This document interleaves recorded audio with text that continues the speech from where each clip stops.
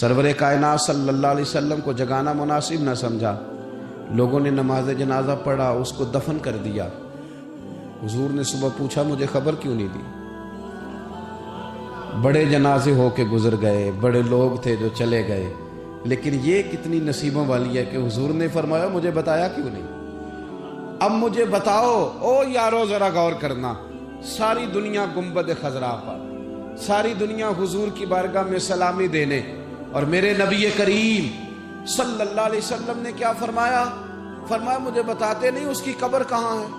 ہمارے ہاں نا امیر کا تو ویسے دل کرتا ہے کہ وہ امیر لوگوں کے ساتھ دوستی رکھے، ان کے تو ویسے ہی بڑے مسئلے ہیں بیچاروں کے، انہوں نے اپنے کام نکلوانے ہوتے ہیں، تاجروں کو کچھ سیاستدانوں سے ربط رکھنا پڑتا ہے، بڑے بڑے مسئلے ہیں، بڑے بڑے مسائل ہیں، بڑے بڑے لوگوں سے لوگوں نے رابطے رکھے ہوتے ہیں کہ دنیا میں اگر کوئی کام پڑ گیا، کوئی مشکل آ گئی تو ہم ذرا فٹافٹ ان سے بات کر لیں گے۔ یہ تو معاملہ اپنی جگہ پہ قائم ہے کہ تاجر نے، سیاستدان نے، بڑے لوگوں نے بڑے لوگوں سے ربط بنائے، لیکن اب کمزوری اس طرح کی آتی جا رہی ہے کہ غریب بھی غریب سے دوستی نہیں کرتا، غریب بھی ڈھونڈتا پھرتا ہے کہ کوئی امیر آدمی ملے، کوئی تگڑا آدمی ملے، وہ بھی منت کر کے فوٹو کھچوائے گا تو کھچوائے گا کسی رئیس کے ساتھ۔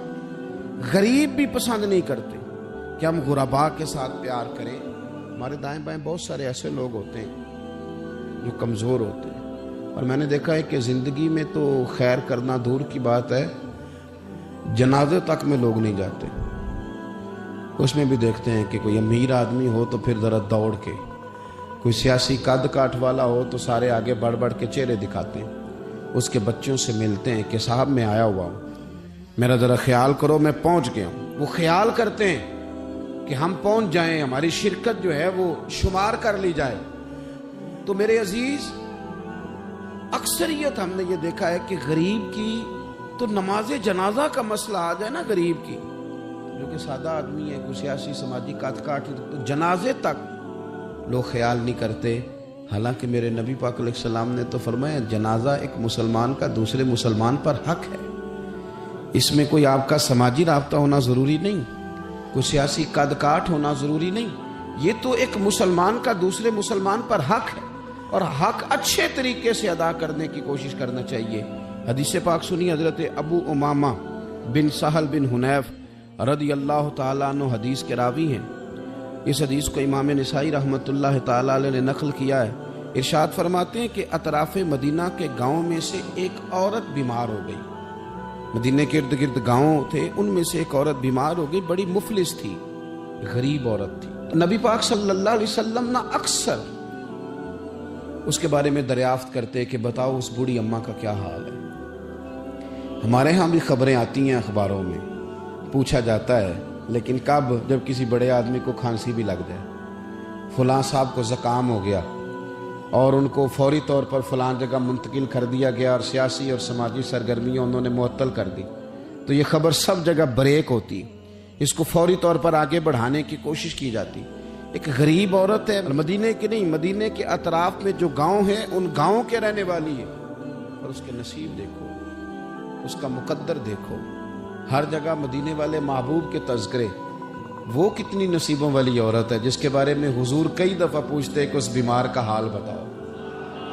بظاہر اس کا کوئی سیاسی، سماجی، مالی قد کاٹ نہیں، لیکن یوں لگتا ہے کہ اس کا قد حضور کی تیمارداری کی برکت سے، جب نبی پاک نے اس کا پوچھا ہوگا تو یوں لگتا ہے اس کا قد آسمانوں کے برابر چلا ہو گیا، آسمانوں کے برابر چلا گیا ہوگا۔ رسول کریم علیہ السلام بار بار پوچھتے، اور جب اس کے زیادہ بیمار ہونے کی خبر آئی تو حضور نے فرمایا اگر وصال ہو گیا تو مجھے خبر کرنا۔ صحابہ کرام فرماتے ہیں رات کو وصال ہوا، رات کے وقت ہی غسل کفن کر کے اسے مدینہ شریف لایا گیا، لیکن جب معلومات کی گئی تو حضور بظاہر آرام فرمائے، حضور آرام کر رہے ہیں۔ صحابہ نے مناسب نہیں سمجھا کہ نبی پاک علیہ السلام کو تکلیف دی جائے، سرور کائنات صلی اللہ علیہ وسلم کو جگانا مناسب نہ سمجھا، لوگوں نے نماز جنازہ پڑھا، اس کو دفن کر دیا۔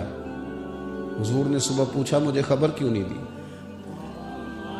بڑے جنازے ہو کے گزر گئے، بڑے لوگ تھے جو چلے گئے، لیکن یہ کتنی نصیبوں والی ہے کہ حضور نے فرمایا مجھے بتایا کیوں نہیں؟ اب مجھے بتاؤ او یارو ذرا غور کرنا، ساری دنیا گنبد خضرا پر، ساری دنیا حضور کی بارگاہ میں سلامی دینے، اور میرے نبی کریم صلی اللہ علیہ وسلم نے کیا فرمایا؟ فرمایا مجھے بتاتے نہیں اس کی قبر کہاں ہے؟ یعنی حضور قبر کا پتہ پوچھے؟ محبوب حضور تو ویسے کسی جگہ قریب سے گزر جائے نا تو اعلیٰ حضرت فاضل بریلوی فرماتے ہیں وہ جس سمت آ گئے ہیں کوچے بسا دیے ہیں، وہ تو علاقہ ویسے ہی مہک جاتا ہے، بس جاتا ہے۔ حضور قبر کہاں ہے؟ اس کا کوئی سیاسی قد کاٹ ہے؟ یہ کوئی بہت بڑے قبیلے کی ہے؟ حضور نے فرمایا دیکھو غریبی کو اعزاز اس طرح دینا، یہ میرا اسوہ حسنہ ہے، اس طرح غریبوں کے ساتھ سلوک کرنا، پھر غریب مایوس نہیں ہوں گے، پھر غریب خودکشیاں نہیں کریں گے، پھر غریب اپنے آپ کو معاشرے سے کٹا ہوا محسوس۔ کہاں ہے اس کی قبر؟ یا رسول اللہ اس قبرستان میں یہ قبر ہے، یہ میرے نبی پاک کا اعزاز ہے، یہ حضور کا اعزاز ہے۔ ویسے تو دوسرا جنازہ جائز نہیں، اگر وارث جنازہ نہ پڑھے تو پھر دوسرا جنازہ پڑھا جا سکتا ہے، لیکن حضور تو وارث ہے نا اپنی ساری امت کے۔ تو نبی پاک قبر پہ کھڑے ہوئے، فرمایا بناؤ صفے، میں دوبارہ جنازہ پڑھانا چاہتا ہوں۔ ایک دیہات میں رہنے والی مفلس عورت، ایک دیہات میں رہنے والی غریب عورت، وہ بی بی جس کا کوئی بظاہر لمبا چوڑا نام نہیں، کوئی بڑے القابات سے پکارا نہیں جاتا، حضور نے 4 تکبیروں کے ساتھ امام نسائی نے لکھا ہے دوبارہ جنازہ پڑھایا، اور لوگوں کو بتایا کہ اس طرح کر کے اگر تم غریبی سے پیار کرو گے نا، ان کی مہک نے دل کے غنچے کھلا دیے ہیں، وہ جس راہ چل دیے ہیں، کوچے بسا دیے ہیں۔ اور کیا خوبصورت انداز ہے فاضل بریلوی کا، کہنے لگے کہ میں مجرم ہوا کا مجھے ساتھ لے لو، کہ رستے میں ہیں جا بجا تھانے والے۔ حضور آپ مہربانی کریں ایک دفعہ تشریف لائیں، میرا بازو پکڑ کے مجھے